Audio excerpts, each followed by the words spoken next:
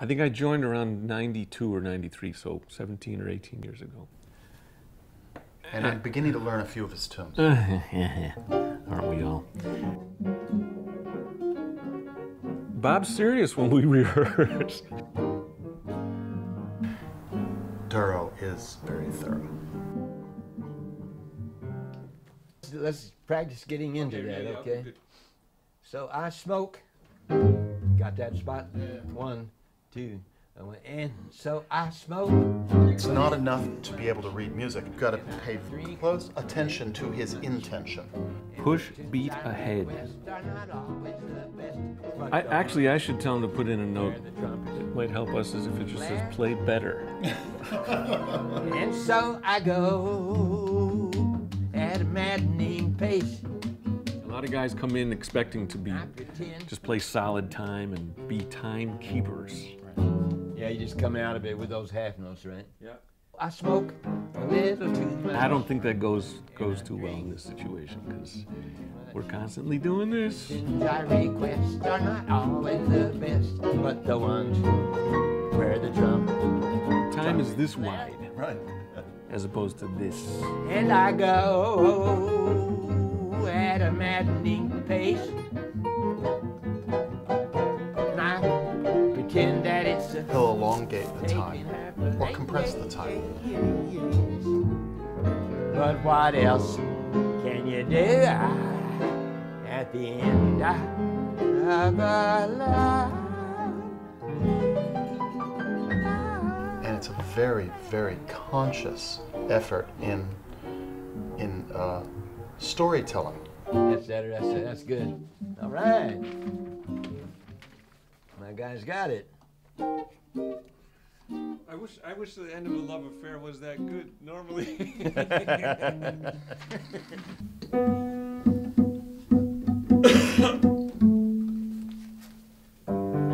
Sorry.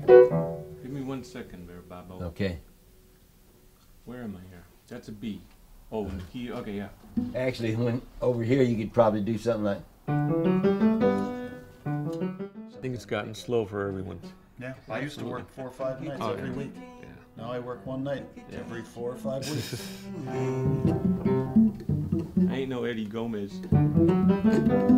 You are. You're an Eddie Gomez. He ain't no Pat O'Leary.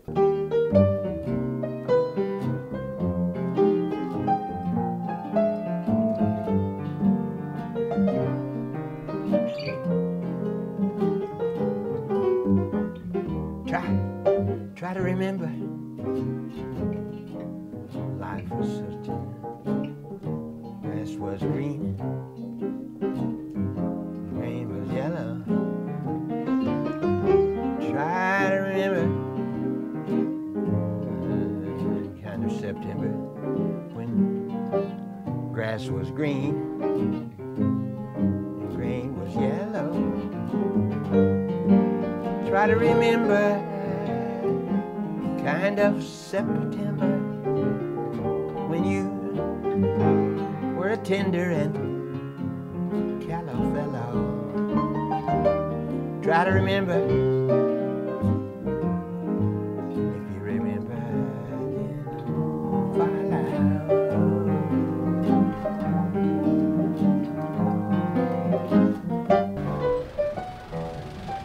Oh, you're a lucky man. Bingo. We're going to the home of Fran and Jay Landesman. Jay was a member of a quite influential family in St. Louis, and he married Fran and took her from Brooklyn to St. Louis. He opened a bar called the Crystal Palace, and lots of cabaret type people played there, comedians and singers. And they became quite famous, and eventually I met Tommy Wolfe. He talked me into going to St. Louis to be in their second play called A Walk on the Wild Side. So there I was, where I met Fran and Jay. We became quite friendly and pals, collaborators. But our collaborations were usually just very simple, where she mails me a lyric. I put it on the piano. I start doodling around, and voila, a song. Maybe she'll give me a new poem tonight. Fran, darling. Bob Dorough, as I live and smother.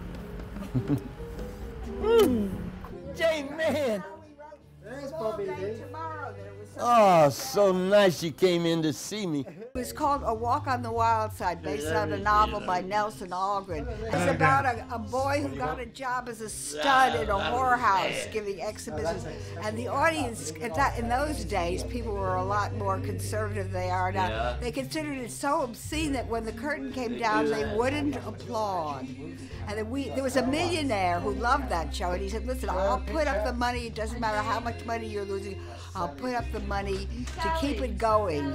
But the actors just couldn't bear being in it because when they were through their performance, nobody clapped. So in spite of the fact that somebody was willing to foot the bill and pay their salaries, they all walked out. I'm thinking of the days before I met you, when I never had the blues at all. Yes, I'm thinking of the days before I met you, when I didn't have so far to fall.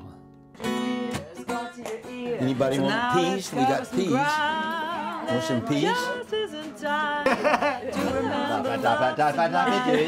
Though the kisses were sweet, better vote with your feet.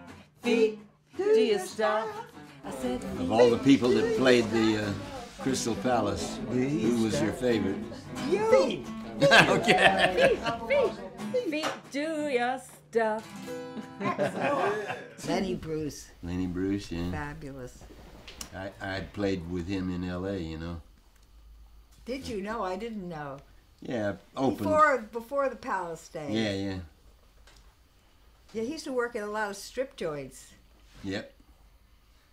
I remember Tommy Wolfe working in a strip joint, and one of the strippers threw her panties at him, and they got hooked on his glasses, and he's playing the piano with her panties hanging from his glasses. And the boss said, keep that in the act. Just think of what you might have been. You could have studied biz admin. That's right. Or marketing or chemistry. Instead of rhyme and melody. But something turned your youthful feet toward music and the swinging street, the house of cards where dreamers wake and break their hearts to get a break. Yeah, I remember that. Is that Now, good? I didn't realize it was called The Troubadour. I haven't thought about it in years. Yes, I'm not ashamed of that. Howard used to sing it. Now wait a minute. Does this Howard sang this this song? have a melody? Whose music was If it? Simon didn't write it, I want it. It's Simon. You said it. Yeah, I did it. You got this melody? Yeah, I think so. Sing it, Simon. I'll sing Sing it. Yeah, go on. You might have been an engineer, a decent, sober, safe career, Remember, sir? and married well, more or less, instead of living in a mess. You don't make much to put away against that. Oh, there you go. On this rainy day, you could have found a helpful mate to spur you on and share your fate. But something turned your youthful feet towards music. Run into anybody that wants to give Simon Wallace and I a gig in New York. I'll be there. Call him. You'll still come? Yeah, I'll come. You'll still fly to New York? My dear old tear-stained Harlequin, you could have studied biz admin instead of living dangerously and making songs for fools.